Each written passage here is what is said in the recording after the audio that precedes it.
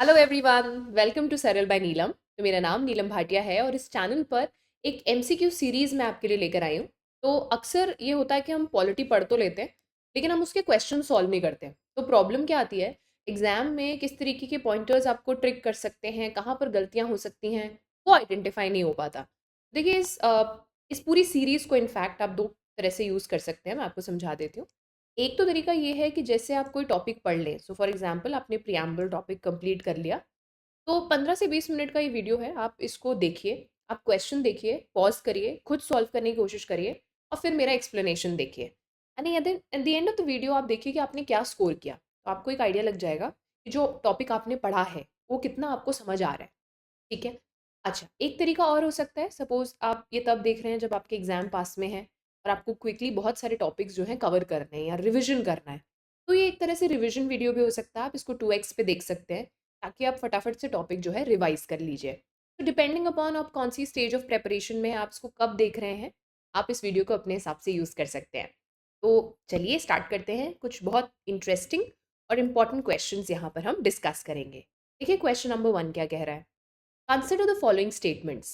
The preamble was enacted after the entire constitution was already enacted. तो ये बिल्कुल correct statement है। एक बात याद रखिएगा कि हमारा जो प्रियम्बल है वो मॉडिफाइड वर्जन है ऑब्जेक्टिव रेजोल्यूशन का। तो ऑब्जेक्टिव रेजोल्यूशन में जो जो बातें दी गई थी उनको मॉडिफाई कर कर प्रियम्बल बनाया गया। जब पूरा कॉन्स्टिट्यूशन इनैक्ट हो चुका था, लास्ट में प्रियम्बल को इनैक्ट किया गया था। तो ये बिल्कुल करेक्ट स्टेटमेंट है। देखिए एक गलती क्या होती है, हम लोग ये नहीं देखते कि क्वेश्चन करेक्ट पूछ रहा है या इनकरेक्ट पूछ रहा है। तो एक हैबिट बना लीजिए, क्वेश्चन देखते ही यू शुड सर्कल कि क्वेश्चन करेक्ट बोल रहा है या इनकरेक्ट बोल रहा है। तो ये बिल्कुल करेक्ट स्टेटमेंट है। सेकंड देखिए, all the provision of the constitution of India came into force from 26 नवंबर 1949। अब यहाँ पर एक वर्ड यूज हुआ है ऑल द प्रोविजंस। ये गलत स्टेटमेंट है, क्यों सुनिएगा। देखिए कुछ ही ऐसे प्रोविजंस थे जो 26 नवंबर 1949 को एप्लीकेबल हुए, जैसे सिटीजनशिप, राइट, या फिर the idea of temporary legislative body. सिर्फ यही उस समय पर जो है एप्लीकेबल हुए थे। बाकी सब 26 ऑफ जनवरी 1950 से अप्लाई हुआ। ये बहुत इंपॉर्टेंट पॉइंट है, क्योंकि only few provisions were applicable on 26 नवंबर 1949, जबकि यहाँ पर बोल रहा है ऑल द प्रोविजंस। तो ये गलत हो गया। The date mentioned in the preamble is the date when the constitution was adopted, enacted and enforced. मेरा आप लोग को एक सजेशन है, प्रियम्बल को ना आप वर्बटम याद कर लीजिए, बिल्कुल रट्टा लगा लीजिए, प्रियम्बल आपको याद हो जाना चाहिए। बहुत सारे क्वेश्चन डायरेक्टली प्रियम्बल से पूछे जाते हैं। अब देखिए जैसे कि ये सवाल है, the date mentioned is the date on which adopted, enacted and enforced. अब अगर आपको टेक्स्ट आता है प्रियम्बल का, तो आपको पता होगा वहां लिखा है adopt, enact and give to ourselves. कहीं भी एनफोर्समेंट नहीं लिखा हुआ, कहीं भी ये नहीं लिखा हुआ कि आज से ये लागू हो जाता है, क्योंकि लागू होने की एनफोर्समेंट की डेट थी 26 ऑफ जनवरी 1950। तो अगर इन्होंने अडॉप्ट और इनैक्ट बोल दिया होता तो हम इसको करेक्ट स्टेटमेंट मानते, और यहाँ एनफोर्स्ड भी कहा गया है, इसीलिए स्टेटमेंट इनकरेक्ट है। तो सेकंड इनकरेक्ट है, थर्ड इनकरेक्ट है, इसीलिए हमारा आंसर क्या हो जाएगा, 2 and 3 ओनली। ऑलराइट, तो आपको ये क्वेश्चन ठीक हुआ या नहीं हुआ मुझे बताइएगा। अच्छा, at the end of the video आप मुझे स्कोर भी ज़रूर बताइएगा अपना कमेंट सेक्शन में कि आपने कितना स्कोर किया। क्वेश्चन नंबर सेकंड देखते हैं, इंटरेस्टिंग क्वेश्चन है। In the context of the term Republic consider the following statements. देखिए मैं आपको ना पहले वेरी क्विकली रिपब्लिक टर्म का मतलब समझा देती हूँ। देखिए रिपब्लिक का मतलब होता है एक ऐसा देश जिसका हेड ऑफ द स्टेट। तो हमारे यहाँ पर हेड ऑफ द स्टेट कौन है, हमारे यहाँ पर हेड ऑफ द स्टेट है हमारे प्रेसिडेंट। तो ऐसा देश जहाँ head of the state elected हैं, क्या है, इलेक्टेड हैं। अब देखिए ये इलेक्शन डायरेक्ट इलेक्शन भी हो सकता है और इनडायरेक्ट इलेक्शन भी हो सकता है। इससे फ़र्क नहीं पड़ता कि डायरेक्ट इलेक्शन है या इनडायरेक्ट इलेक्शन है। अगर आपके head of the state elected हैं, तो हम आपकी कंट्री को रिपब्लिक बोलेंगे। ये इसकी सिंपल डेफिनेशन है। सबसे पहला स्टेटमेंट देखिए, क्वेश्चन आपसे करेक्ट पूछ रहा है, it means that the head of the state is always elected. Absolutely correct, वो हमेशा इलेक्टेड होंगे, चाहे फिर वो डायरेक्टली इलेक्टेड हो, चाहे फिर वो इनडायरेक्टली इलेक्टेड हो। सेकेंड स्टेटमेंट देखते हैं, a country having a parliamentary form of government is always a republic. तो बोलना क्या चाह रहे हैं, अगर कोई country parliamentary form of government है तो पक्का से वो रिपब्लिक भी होगी। देखिए यहाँ पर गड़बड़ क्या हो रही है। सबसे पहले ये समझिए पार्लियामेंट्री फॉर्म ऑफ गवर्नमेंट क्या होती है। देखिए पार्लियामेंट्री फॉर्म ऑफ गवर्नमेंट वो होती है जहाँ एग्जीक्यूटिव और लेजिस्लेचर के बीच का जो अंतर है वो बहुत ही डाइल्यूटेड होता है। यानी कहीं ना कहीं एग्जीक्यूटिव और लेजिस्लेचर के बीच दीवार तो है लेकिन वो दीवार फ्लेक्सिबल है। In other words executive legislature के प्रति जवाबदेही या फिर जिम्मेदारी रखता है। तो फॉर एग्जाम्पल हमारे जो प्राइम मिनिस्टर हैं वो लेजिस्लेचर में भी बैठते हैं, हमारे फाइनेंस मिनिस्टर आपको लेजिस्लेचर में भी मिल जाएंगे, सवाल पूछे जाते हैं उनसे वो जवाब करते हैं। तो असेंशली डेफिनेशन क्या है पार्लियामेंट्री फॉर्म ऑफ गवर्नमेंट की, जो भी एग्जीक्यूटिव है वो लेजिस्लेटर के प्रति रिस्पॉन्सिबल है, आंसरेबल है, अकाउंटेबल है। अब ऐसा ही एक मॉडल ब्रिटेन में भी है, ब्रिटेन में भी पार्लियामेंट्री डेमोक्रेसी है, बट क्या वहाँ रिपब्लिक है? मुझे बताइए, क्या वहाँ के हेड ऑफ द स्टेट, वहाँ हेड ऑफ द स्टेट कौन है? King and the queen. तो क्या वहाँ के किंग ऑन और द क्वीन इलेक्टेड हैं? नहीं, वो तो मोनार्क हैं, हेरिडिटरी हैं। तो ब्रिटेन इसका बहुत अच्छा एग्जाम्पल है कि पार्लियामेंट्री फॉर्म ऑफ गवर्नमेंट होते हुए भी एक कंट्री रिपब्लिक ना हो, ऐसा हो सकता है। अब अगर आप यूएस में चले जाएं तो वहाँ प्रेसिडेंशियल गवर्नमेंट है लेकिन उसके साथ साथ रिपब्लिक भी है क्योंकि उनके हेड ऑफ द स्टेट क्या है? इलेक्टेड है। तो ये कोई ज़रूरी नहीं है कि हर parliamentary form of government republic होगी। इसीलिए स्टेटमेंट क्या हो जाता है? गलत हो जाता है। थर्ड स्टेटमेंट देखिए बहुत इंटरेस्टिंग है। It means that the people are politically sovereign. ये बहुत इंपॉर्टेंट बात है। देखिए रिपब्लिक की डेफिनेशन ज़रूर ये है कि head of the state elected होंगे, पर इसका मतलब क्या है? इसका मतलब ये है कि एक देश में सबसे इम्पॉर्टेंट लोग होंगे, सबसे सॉवरेन डिसीजन मेकर्स लोग होंगे, तभी तो वो अपने हेड ऑफ द स्टेट को इलेक्ट करेंगे। तो बिल्कुल रिपब्लिक का ब्रॉडर मीनिंग ये भी है कि असल में सॉवरेन, सॉवरेन मतलब वो लोग जो डिसीजन ले रहे हैं। तो पॉलिटिकली सॉवरेन कौन है? लोग हैं। Absolutely correct statement. वो देखिए, it indicates absence of any privileged class. ये भी बिल्कुल ठीक बात है। देखिए अगर हम कह रहे हैं कि head of the state elected हैं तो इसका मतलब क्या है कि जो पब्लिक ऑफिसेज हैं वो सबके लिए बराबर से खुले हैं। आप अमीर हैं, गरीब हैं, इससे कोई फर्क नहीं पड़ता। आप एक मोनार्कल फैमिली को बिलोंग करते हैं, नहीं करते, इससे कोई फर्क नहीं पड़ता। पब्लिक ऑफिसेज सबके लिए ओपन है। ये कोई भी कास्ट या क्लास प्रिविलेज्ड नहीं है। ये भी रिपब्लिक के ब्रॉडर मायने हैं। इन दोनों बातों पे ध्यान दीजिएगा क्योंकि यूजुअली हम यहाँ तक सोच के रुक जाते हैं कि रिपब्लिक का मतलब है that the head of the state is elected, but broader meaning की बात करें तो ये दोनों भी इसके ब्रॉडर मीनिंग में आएंगे। तो हमने देखा पहला स्टेटमेंट ठीक है, थर्ड स्टेटमेंट ठीक है और फोर्थ स्टेटमेंट ठीक है। तो इसका आंसर क्या हो जाएगा? 1, 3 एंड 4। नेक्स्ट क्वेश्चन पे चलते हैं। Which of the following statements is are correct about objective resolution? देखिए मैंने आपको बताया था कि हमारा जो प्रियम्बल है वो मॉडिफाइड वर्जन है ऑब्जेक्टिव रेजोल्यूशन का। बाय द वे मैं हर वीडियो में ना आपको कुछ होमवर्क भी दूंगी। आज का आपका होमवर्क नंबर 1 है और आपको होमवर्क कहाँ करना है? चैट बॉक्स में। ठीक है, तो होमवर्क नंबर 1 है, आप मुझे बताएंगे कि ऑब्जेक्टिव रेजोल्यूशन हमारे लिए किसने प्रेजेंट किया था और कब। तो ये कब आया था और किसने प्रेजेंट किया था, उन इंसान का आपको नाम बताना है। बहरहाल मैंने आपको बता दिया ऑब्जेक्टिव रेजोल्यूशन का मॉडिफाइड वर्जन प्रियम्बल है, यानी ऑब्जेक्टिव रेजोल्यूशन से इंस्पायर होकर ही हमारे प्रियम्बल को ड्राफ्ट किया गया है। तो एक क्वेश्चन आपसे ये पूछ रहा है कि बताइए इनमें से कौन से स्टेटमेंट ऑब्जेक्टिव रेजोल्यूशन के बारे में सही है। अब ध्यान दीजिएगा। It provided for the establishment of socialist, secular, independent, sovereign Republic of India. यहाँ पे एक प्रॉब्लम है, ऑब्जेक्टिव रेजोल्यूशन में सोशलिस्ट और सेक्युलर टर्म्स नहीं थे। इनफैक्ट जो हमारा प्रियम्बल है, जो ओरिजिनल प्रियम्बल था, उसमें सोशलिस्ट और सेक्युलर टर्म नहीं थे। ये ऐड हुए थे bye 42nd amendment act of 1976।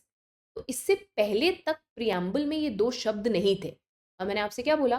Preamble किसका मॉडिफाइड वर्जन है? ऑब्जेक्टिव रेजोल्यूशन का। तो इसीलिए सोशलिस्ट और सेक्युलर टर्म ऑब्जेक्टिव रेजोल्यूशन में नहीं थे। इसीलिए देखिए ये स्टेटमेंट क्या हो जाता है? गलत हो जाता है। क्वेश्चन नंबर 2 देखिए। It provided to make contribution to promote world peace. ये बिल्कुल ठीक है। ऑब्जेक्टिव रेजोल्यूशन में लिखा था कि हमें वर्ल्ड पीस प्रमोट करना है। It provided the freedom of speech, expression and association to the people. ये भी बिल्कुल ठीक है। बोथ देखिए, territory of India shall comprise of British India. तो टेरिटरी ऑफ इंडिया में ब्रिटिश इंडिया आएगा, इंडियन स्टेट्स भी आएंगे, और ये भी ऑप्शन दिया गया कि इसके अलावा कोई टेरिटरीज अगर इंडिया में जुड़ना चाहती हैं तो वो भी टेरिटरी ऑफ इंडिया में मानी जाएंगी। बिल्कुल ठीक। सेकंड, थर्ड और फोर्थ बिल्कुल करेक्ट है। आंसर है आपका सी। अब 1 मिनट हम लोग क्या करते हैं ना, ऑब्जेक्टिव रेजोल्यूशन को थोड़ा सा देख लेते हैं, क्योंकि ये ऑफन इग्नोर्ड टॉपिक है। और यूपीएससी क्योंकि अब थोड़ा डेप्थ में जा रहा है अपने क्वेश्चंस में। इनफैक्ट आप और अगर कॉम्पिटिटिव एग्जाम्स के लिए भी प्रिपेयर कर रहे हैं तो ये आपके लिए हेल्पफुल होगा। तो वेरी क्विकली हम कुछ की पॉइंटर्स देख लेते हैं ऑब्जेक्टिव रेजोल्यूशन के। This will help you. सबसे पहले देखिए, to foster unity of the nation. तो unity of the nation term याद रखिए कि हमारे जो ऑब्जेक्टिव रेजोल्यूशन में था, प्रियम्बल में भी अगर आप देखें तो यूनिटी एंड इंटेग्रिटी, इंटेग्रिटी बाद में जोड़ा पर यूनिटी वहां भी है, तो ये वहां से लिया गया है। All right. फिर words like sovereign democratic republic, original preamble में ये शब्द थे। फेडरल फॉर्म ऑफ गवर्नमेंट, ये इंपॉर्टेंट है क्योंकि हम प्रियम्बल में एक्सप्लिसिटली ये लिखा हुआ नहीं देखते, तो आप कंफ्यूज हो सकते हैं कि यार प्रियम्बल में तो नहीं है, तो ऑब्जेक्टिव रेजोल्यूशन में होगा या नहीं होगा। याद रखिएगा, federal government word objective resolution में दिया गया था। इसके अलावा जस्टिस प्रियम्बल में है, equality, thought expression, belief, faith and worship, ये भी था। देखिए यहाँ एक ट्रिकी वर्ड है, vocational association. Vocation and association, vocation and association, तो ये एक्सप्लिसिटली हमारे प्रियम्बल में टर्म्स नहीं है, लेकिन ऑब्जेक्टिव रेजोल्यूशन में थे। खासकर उन शब्दों पे ध्यान दीजिएगा जो प्रियम्बल में अभी नहीं है पर ऑब्जेक्टिव रेजोल्यूशन में थे। इसके अलावा, to provide adequate safeguard for minorities, backward and tribal areas, depressed and other backward classes, तो हमने इसको जस्टिस में लिख दिया, बट यहाँ पर स्पेसिफिकली कहा गया था that we have to make safeguard for so and so sections of the society. Then integrity of the territory of the republic. देखिए, टेरिटरी ऑफ द रिपब्लिक की इंटेग्रिटी का क्या मतलब है कि जो हमारे बॉर्डर्स हैं, जो हमारे देश की ज़मीन है, वो सिक्योर होनी चाहिए, वो हमें बिलोंग करनी चाहिए। हम उसको किसी भी तरह से विभाजित होते हुए नहीं देखेंगे। उसको डिफेंस, उसका डिफेंस करना, उसको प्रोटेक्ट करना, ये एक इंपॉर्टेंट काम होगा। देन जो मैं आपसे बोल रही थी, world peace, rightful and honoured place in the world. देखिए, हम अपना नया देश बना रहे थे, तो हम चाहते थे कि हमें देश में वो, दुनिया में वो ऑनर, वो प्लेस मिले जो हम डिजर्व करते हैं। तो rightful and honoured place in the world, and we'll also contribute towards world peace. फिर आपको सजेशन है, 2 मिनट वीडियो यहाँ पॉज कर लीजिए और फटाफट से इंपॉर्टेंट टर्म्स रिवाइज कर लीजिए। एक क्वेश्चन इसके अराउंड आगे आने वाले एग्जाम्स में आप एक्सपेक्ट कर सकते हैं। आगे बढ़ते हैं। Question number 4, consider the following statements. Homework याद है ना, करना है। The preamble of the India has been amended just twice so far, ये आपको पता होना चाहिए। आज तक प्रियम्बल सिर्फ एक ही बार अमेंड हुआ है, और वो हुआ है 42nd अमेंडमेंट से। ईयर था 1976। इसको याद करने की सिंपल ट्रिक है, 4+2 is 6, 1976। तो 42nd अमेंडमेंट कब आया था? 1976 में। सेकेंड स्टेटमेंट देखिए, the preamble as a preface to the Indian constitution was written by N A Palkhivala, ये गलत है। मैंने आपको बताया प्रियम्बल मॉडिफाइड वर्जन है ऑब्जेक्टिव रेजोल्यूशन का, एन ए पालकीवाला ने नहीं लिखा था। देखिए, एन ए पालकीवाला एक ज्यूरिस्ट थे, एक रिनाउंड ज्यूरिस्ट थे, और इन्होंने एक बात कही थी प्रियम्बल के बारे में। पता है क्या बोला था? कि preamble is the identity card of the constitution. तो जैसे कि आपको अगर किसी के बारे में पता लगाना है तो आप उनका आइडेंटिटी कार्ड देखते हैं ना, तो अगर आपको प्रियम्बल के बारे में पता लगाना है तो आप जो है कॉन्स्टिट्यूशन के बारे में पता लगाना है तो आप प्रियम्बल को देख लीजिए। इसीलिए एन ए पालकीवाला का एक फेमस स्टेटमेंट है that preamble is the identity card of the constitution. बताओ, ये भी गलत हो गया। आंसर क्या हो गया? आपसे करेक्ट पूछ रहा था, तो आंसर हो गया neither one nor. Question number 5 पे आ जाइए। Consider the following statements. Any changes made in the preamble are not considered, please take note, as an amendment under article 368 of the constitution. Question आपसे correct पूछ रहा है। अब मेरी बात ध्यान से सुनिएगा। एक बहुत इंपॉर्टेंट केस हुआ था, बेरूबारी केस, 1960 में।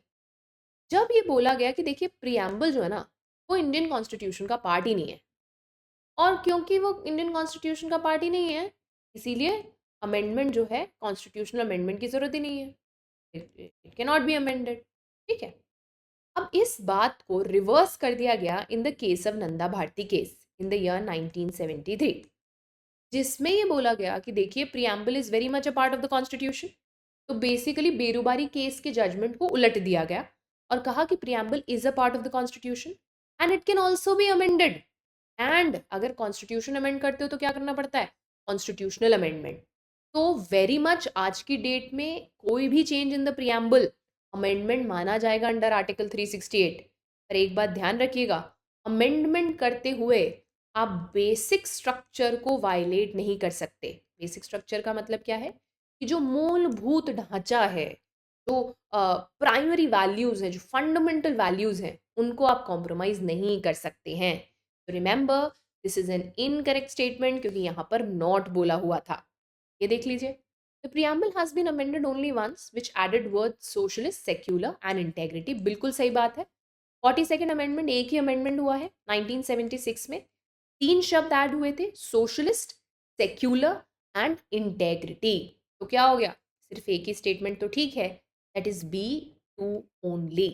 Alright, question number 6, consider the following statements with reference to the preamble of the constitution. पूछ क्या रहा है, करेक्ट पूछ रहा है, ठीक है। Taking inspiration from the American model, India has chosen to begin its constitution with a preamble. बिल्कुल सही बात है। तो ये जो preamble का कॉन्सेप्ट है, ये हम यूएसए का कॉन्स्टिट्यूशन से लाए हैं। इनफैक्ट हमने ही नहीं, दुनिया के कई देशों ने preamble का कॉन्सेप्ट यूएसए से लिया है। तो ये बिल्कुल ठीक है। Values that inspired and guided the freedom struggle are embedded in the preamble of the constitution. ये भी बिल्कुल सही स्टेटमेंट है। देखिए, हमारा ना एक बहुत लंबा फ्रीडम स्ट्रगल चला था। तो जो भी उस फ्रीडम स्ट्रगल के बेसिक वैल्यूज़ और आइडियाज़ थे, जैसे कि जस्टिस में बिलीव करना, लिबर्टी में बिलीव करना, इक्वालिटी लेकर आना, हम चाहते थे कि हम एक सॉवरेन नेशन हो, वो सब हमें प्रियम्बल में देखने को मिलते हैं। तो डेफिनेटली वो वैल्यूज़, वो प्रिंसिपल्स जो फ्रीडम स्ट्रगल को इंस्पायर करते थे, वो इंडियन कॉन्स्टिट्यूशन के प्रियम्बल में देखने को मिलते हैं। करेक्ट स्टेटमेंट है। स्टेटमेंट 3 देखते हैं। It is the soul of the Indian constitution. Absolutely. देखिए, सोल क्या होती है? सोल आपको डिफाइन करती है, सोल आपका बेसिस है। तो प्रियम्बल पूरे संविधान का बेस है, पूरे संविधान का निचोड़ है। इसीलिए प्रियम्बल को सोल ऑफ द कॉन्स्टिट्यूशन कहा जाता है। बिल्कुल ठीक बात है। फोर्थ स्टेटमेंट बड़ा इंटरेस्टिंग है, ये डायरेक्टली एनसीईआरटी से लिया गया है। तो थोड़ा ध्यान दीजिएगा, क्वेश्चन बन सकता है। It provides a standard to examine and evaluate any law and action of the government. अब इस बात को समझिए, अगर मैं आपके किए गए एक्शन को इवैल्यूएट करना चाहती हूँ एज अ स्टूडेंट, मेरे पास एक लिस्ट है जिसको मैं देखूँ कि एक अच्छा स्टूडेंट कैसा होता है। तो वो वीडियो पूरा देखता है। बाय द वे, अगर आप अच्छे स्टूडेंट की कैटेगरी में आ रहे हैं तो आपने यहाँ तक वीडियो देखा होगा, तो मुझे बताइएगा कि आप अच्छे स्टूडेंट हैं या नहीं है, है ना? तो अगर आप एक अच्छे स्टूडेंट हैं तो आप वीडियोस पूरे देखते हैं, स्किप नहीं करते, आप नोट्स बनाते हैं, आप रिविजन करते हैं। ऑलराइट। तो अब जब भी मैं आपके एक्शंस को वैल्यूएट कर रही हूँ तो कैसे करोगे? इस स्टैंडर्ड को अपने पास में रखूंगी और देखूंगी, ओके ये बच्चा अच्छा है क्योंकि ये फॉलो करता है।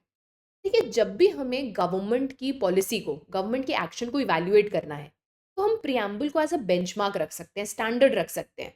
अगर गवर्नमेंट की पॉलिसी जस्टिस ला रही है तो इसका मतलब वो सही है, इक्वालिटी प्रमोट कर रही है तो सही है, फ्रीडम ला रही है तो सही है। तो कहने का मतलब ये है कि वो जो स्टैंडर्ड देने का काम करती है, वो कौन करता है? प्रियम्बल। तो ये बिल्कुल सही स्टेटमेंट है। अगर हमें गवर्नमेंट के एक्शंस को, बनाए गए लॉज को इवैल्यूएट करना है, तो हम उसे प्रियम्बल की तर्ज पे इवैल्यूएट कर सकते हैं। तो इंटरेस्टिंगली, ये सारे स्टेटमेंट सही हैं। एक बार इसको फिर से पढ़ लेना, इसमें से क्वेश्चन बन सकता है। कुछ स्टेटमेंट्स डायरेक्टली एनसीईआरटी से लिए गए हैं। नेक्स्ट क्वेश्चन पे आ जाइए। विच of the following emerges clearly from the preamble? Preamble देख के इनमें से क्या बिल्कुल क्लियरली दिख जाता है? डेट ऑफ मैंने कहा था प्रियम्बल याद कर लो।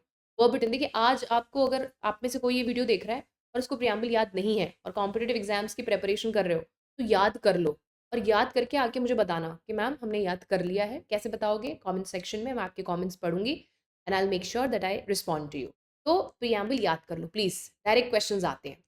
डेट ऑफ अडॉप्शन बिल्कुल पता चलती है, 26 नवंबर 1949। Ideas that are to be achieved, yes, हम क्या अचीव करना चाहते हैं, हमारे गोल क्या है? Justice, equality, liberty. Nature of the Indian state, nature of the Indian state मतलब इंडिया कैसा है? तो इंडिया डेमोक्रेटिक है, इंडिया सॉवरेन है, इंडिया सोशलिस्ट है। ये प्रियम्बल देख के पता चलता है क्या? बिल्कुल पता चलता है। अब ये देखिए, the source of the authority of the constitution, ये संविधान हमें किसने दिया? इसका सोर्स क्या है? प्रियम्बल शुरू ही कहाँ से होता है? We the people of India. Source क्या है प्रियम्बल का? We the people of India. Actually ये चारों चीजें सही हैं। इसका आंसर होगा ऑल ऑफ द अबव। जिन्होंने प्रियम्बल याद नहीं करा है उनके लिए मैंने प्रियम्बल यहाँ लगा दिया है, इसको याद कर लीजिए, वेरी इंपॉर्टेंट। देखिए, वी द पीपल आपका सोर्स है। सॉवरेन, सोशलिस्ट, सेक्युलर हमारे कॉन्स्टिट्यूशन, हमारे इंडियन स्टेट का नेचर है। ये हमारे ऑब्जेक्टिव्स हैं, जस्टिस, लिबर्टी, इक्वालिटी, जो हम अचीव करना चाहते हैं। And 26 day of November 1949 date of adoption है।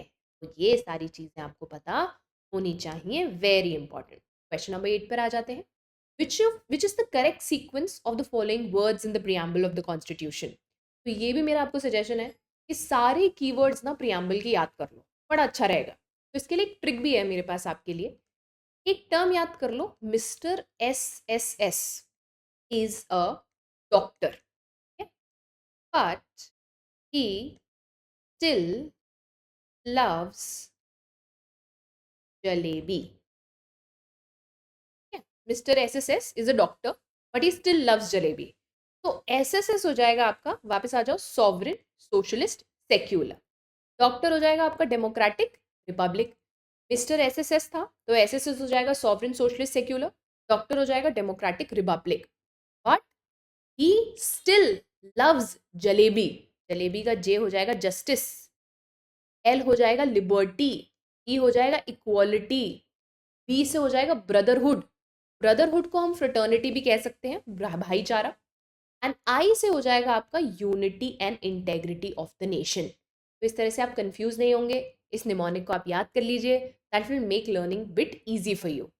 Mister S is a doctor but he still loves jalebi. अब देखिए, आपसे पूछ क्या रहे थे, सीक्वेंस पूछ रहे थे कि बताइए किस सीक्वेंस में टर्म लिखा हुआ है। अगर आपको प्रियम्बल याद है ना, आप बहुत इजीली आंसर कर सकते हो। Sovereign, socialist, secular, democratic, Republic. इसीलिए बोला था वर्बिटम याद कर लो, एज इट इज याद कर लो, बहुत अच्छा रहेगा। तो sovereign, socialist, secular, democratic, republic is the order. That is why answer क्या है, ई है। चलिए अब क्वेश्चन नंबर 9 डिस्कस कर लेते हैं। Which of the following sentences is are true. तो ये पूछ रहा है कि भैया इनमें से कौन से सेंटेंसेस ट्रू हैं। पहला देखिए, liberty provided by the preamble is qualified. अब पहले तो क्वालिफाइड और एब्सोल्यूट, इन दोनों के बीच का अंतर समझिए। देखिए, कोई भी चीज़ एब्सोल्यूट है इसका मतलब है उसके कोई एक्सेप्शन नहीं है। मैं 5 बजे उठती हूँ, अगर मैं ये बोल रही हूँ कि इसका कोई एक्सेप्शन नहीं, मतलब संडे हो, मेरी छुट्टी हो, मेरी तबीयत खराब हो, मैं 5 बजे उठती हूँ। बट क्वालिफाइड मतलब इसके कुछ एक्सेप्शंस हैं। तो ये बोल रहा है कि लिबर्टी जो है प्रियम्बल में वो क्वालिफाइड है। तो आप मुझे बताइए कि क्या लिबर्टी के कोई एक्सेप्शंस नहीं है। आपके पास freedom of speech and expression है, बट आप हेट स्पीच नहीं दे सकते। तो हुआ ना एक्सेप्शन। तो what I am trying to say is liberty qualified है। ये बिल्कुल करेक्ट स्टेटमेंट है, लिबर्टी एब्सोल्यूट हो ही नहीं सकती। This is a correct statement. Second बोल रहा है preamble says equality social, economic and political. तो याद करो, मैंने कहा था कि कंठस्थ कर लो प्रियम्बल को, मेमोराइज कर लो प्रियम्बल को। प्रियम्बल क्या कहता है, justice, social, economic and political, जबकि equality of status and of opportunity. तो ये गलत हो गया। हाँ, थर्ड स्टेटमेंट देखिए, integrity of the nation is a territorial concept. इसको थोड़ा सा समझिएगा। देखिए, इंटेग्रिटी जो हमारे प्रियम्बल में टर्म ऐड हुआ है, उसका कॉन्सेप्ट ये है कि जो हमारे टेरिटोरियल बाउंड्रीज हैं, कश्मीर से कन्याकुमारी तक, उसको प्रोटेक्टेड रखना, उसको डिफेंड करना, उसको एक रखना, यानी कोई सेपरेशन ना हो, इसका कोई बाइफिकेशन ना हो। ये इंटेग्रिटी का एक इंटीग्रल पार्ट है। तो टेरिटोरियल कॉन्सेप्ट है, मतलब it is related to territory protection, consolidation and preservation. ये बिल्कुल सही स्टेटमेंट है, it's a correct statement. Justice in the preamble is inspired by the Russian Revolution. Now again, this is a correct statement. ये हम Russia जो revolution है उससे justice का कॉन्सेप्ट लेकर आए हैं। This is absolutely correct. तो अच्छा, आपके लिए होमवर्क नंबर 2 है आज, मुझे बताइएगा और हम रशिया से क्या इंस्पायर करके लेके आए हैं, रशियन कॉन्स्टिट्यूशन से या यूएसएसआर के कॉन्स्टिट्यूशन से। आप बताइएगा व्हाट हैव वी टेकन। देखिए, यहाँ पर पहला स्टेटमेंट सही था, थर्ड सही था और फोर्थ सही था। तो आपका आंसर क्या हो जाएगा, A, that is 1, 3 and 4. All right. Question number 10. Question number 10 कह रहा है which case emphasized that preamble is part of the constitution. तो बेसिकली कह रहा है वो कौन से केस या केसेस हैं जिसमें ये कहा गया कि प्रियम्बल इंडियन कॉन्स्टिट्यूशन का पार्ट है। सबसे पहले याद रखिए कि पहले आया था बेरूबारी जजमेंट, ईयर था 1960। तो इस केस में ये बोला गया that preamble is not a part of the constitution. Remember, preamble is not a part of the constitution. But Keshav Nanda Bharati case 1973 ने बोला that preamble is a part of the constitution. तो यहाँ क्या बोला? Is not. यहाँ क्या बोला? It is part. फिर आया LIC केस 1995, जिसने रीट्रीट किया कि हाँ जी, जो केशव नंदा भारती केस में कहा गया था वो सही है और प्रियम्बल इंडियन कॉन्स्टिट्यूशन का पार्ट है। तो दो केसेस हो गए जिसमें ये बोला गया कि preamble is a part of the Indian constitution. Answer क्या हो गया? 1 and 2। Absolutely correct. तो ये थे 10 क्वेश्चंस। अपने स्कोर मुझे बताइएगा, आपने क्या स्कोर किया। और इस तरीके की वीडियोस मैं और लाऊंगी। आप प्रैक्टिस करिए, प्रिपेयर करिए। All the very best, take care and happy learning.